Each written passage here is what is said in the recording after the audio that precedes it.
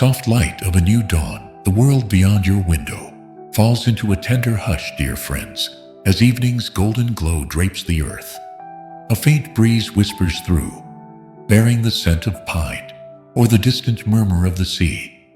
You've walked a long road, through days brimming with laughter and nights shadowed by tears, through the clamor of life's demands and the quiet weight of love offered and returned. Now, in this serene season, a new chapter unfolds, not one of haste or struggle, but of rest, of turning inward, of finding a peace that feels like a homecoming.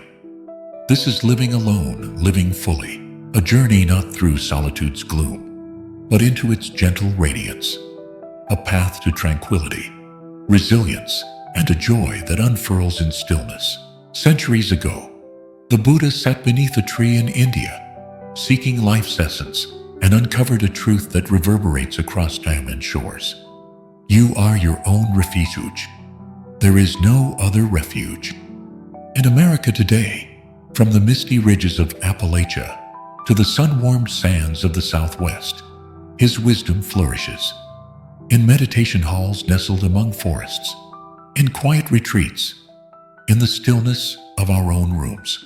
For you seasoned souls who have borne life's tempests and cherished its graces, this is more than a teaching. It's a beacon for these later years, a way to thread and lack peace and bliss into each breath. Whether you're savoring tea beside a Vermont hearth or gazing at waves along a California coast, this journey offers a sacred pause to encounter yourself afresh, to heed the silence, and to find within it a wholeness you've carried through every step. Let us walk this path together, hand in hand with the Dharma's timeless grace, toward a life aglow with calm and wonder. First, welcoming the stillness as a companion.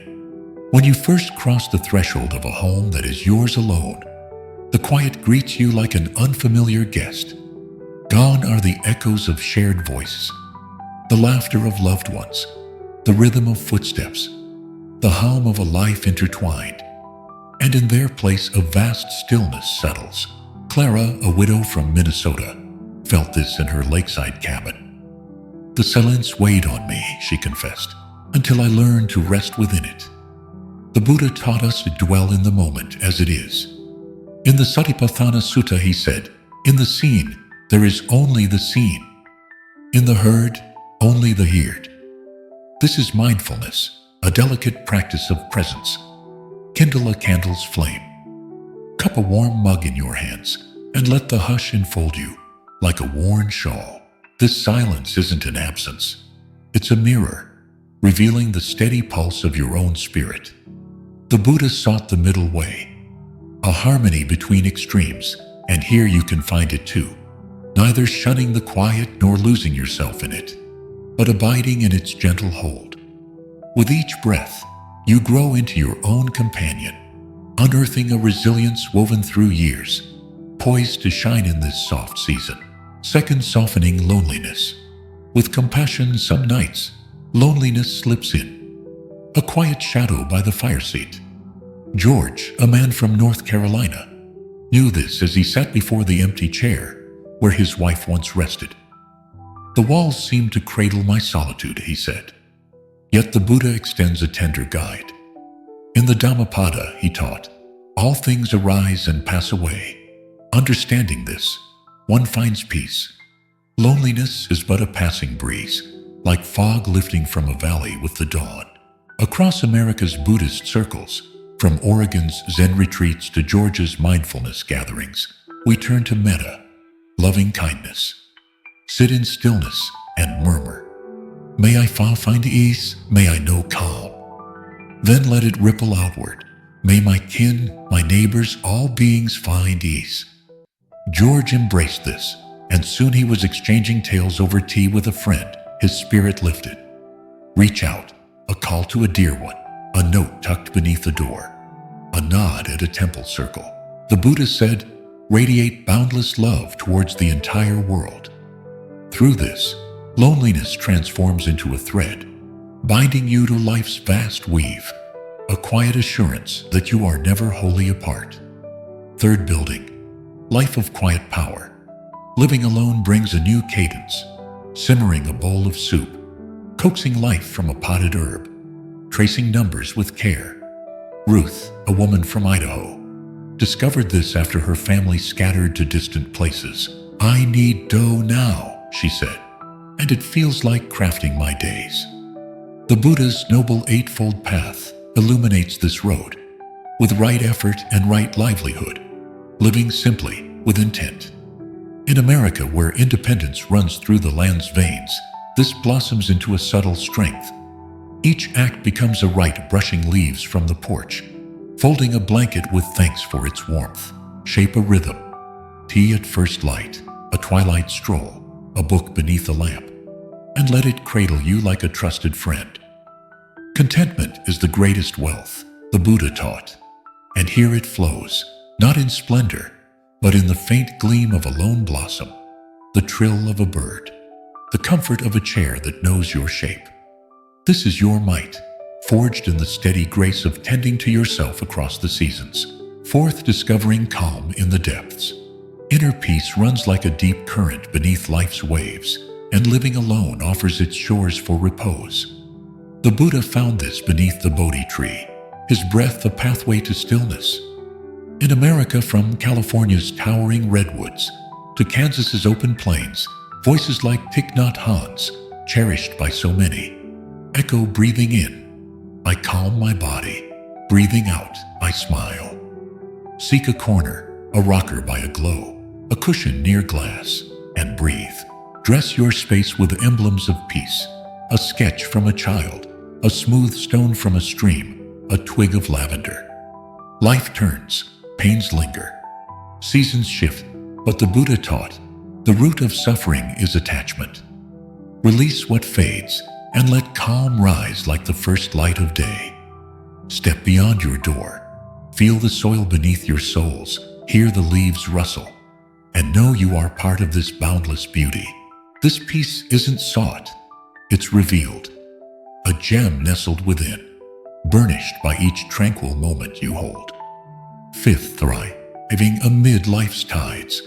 Time brings tides of change, some gentle, some fierce. A stride falters, a companion departs, a recollection blurs. Living alone calls you to meet these currents with fortitude. Ellen, a woman from New Mexico, felt this when she left her wide home for a modest adobe. "I grieved my garden," she said, "but a cactus flowered, and I found my own bloom." The Buddha taught in the Anicca Sutta, nothing is permanent except change. To grasp this is to be free. In Buddhist havens, from Colorado's heights to Ohio's halls, we sway like willows in the breeze. Take up a craft, knit a thread, steep tea from leaves, or join a circle to share the journey. When vigor wanes, rest on a neighbor's When grief calls, reach for a loved one's voice. Each turn plants a seed, yielding wisdom and resolve. You are not diminished by time. You are honed by it. A tree rooted deep, branches dancing with grace through every storm. 65th, nurturing bonds. Across the miles, a solitude need not dim the glow of connection. In America's Buddhist weave, from Seattle's sanghas to Montana's hushed gatherings, community is a lifeline. Henry, a man from Wisconsin, felt this after losing his sister. He joined a temple's tea circle, where shared warmth eased his nights. The Buddha said, "Spiritual friendship is the whole of the holy life." Call a friend for a slice of pie, lend a hand at a pantry, or speak with a grandchild through a screen. Offer a humble meal on your stoop, or lend an ear to a neighbor's story. Technology bridges distances.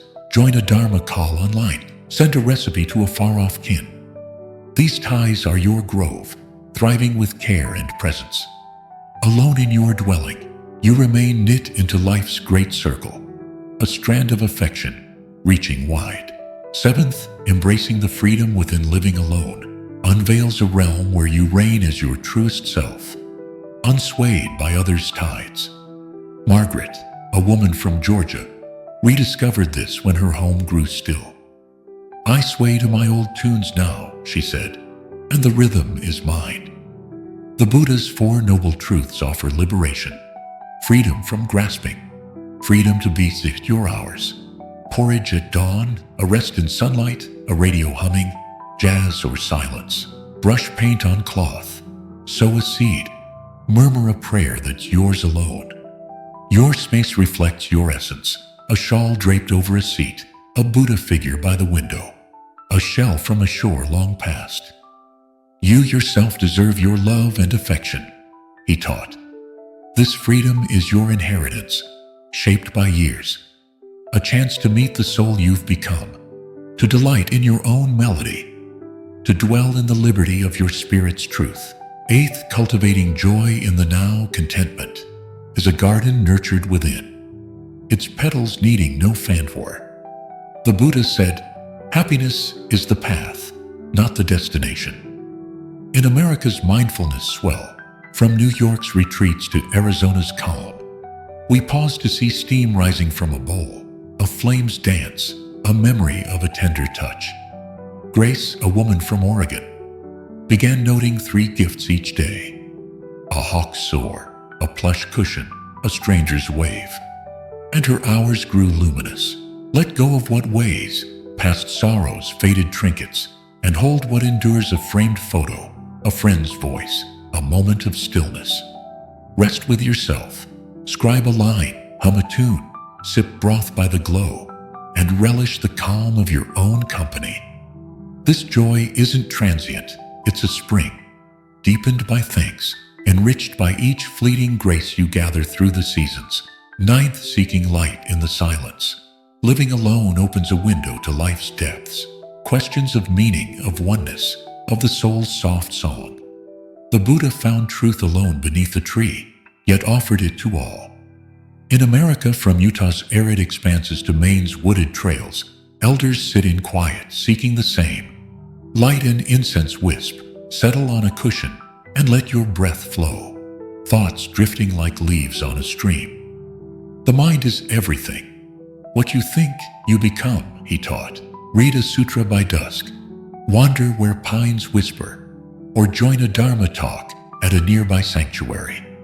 Clara, a woman from California, found this in a tide pool's shimmer. I felt the sea breathe with me, she said. Share a meal with a stranger, offer a blessing to the wind, and feel the world's echo. This is no swift pursuit, but a gradual awakening, each breath a step toward the light that has always burned within you. 10th, rising in your own strength. Living alone crowns your years with quiet triumph, a testament to the endurance that has carried you through life's chapters. The Buddha walked his path with steady resolve, and so do you. Joan, a woman from Illinois, smiled as she mended a lamp. I'm my own keeper now, she said.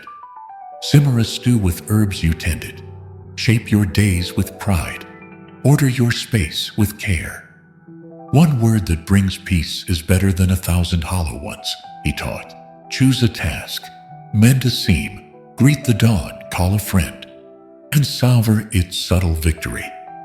Face a trial, a storm's bite, a weary hand, with the wisdom of your seasons, and rest in solitude's embrace. This strength isn't loud.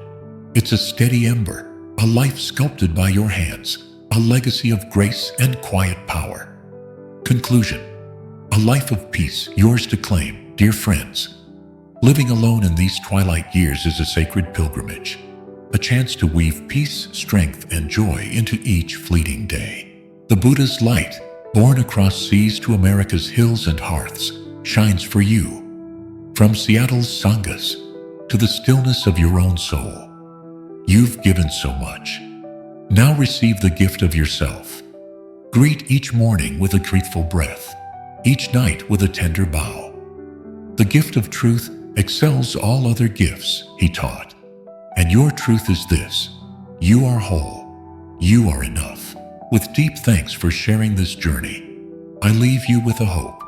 Carry this calm onward. Share it with a look, a word, a moment of silence. Until our paths cross again, may you abide in serenity, held by the Dharma's gentle grace. Namaste.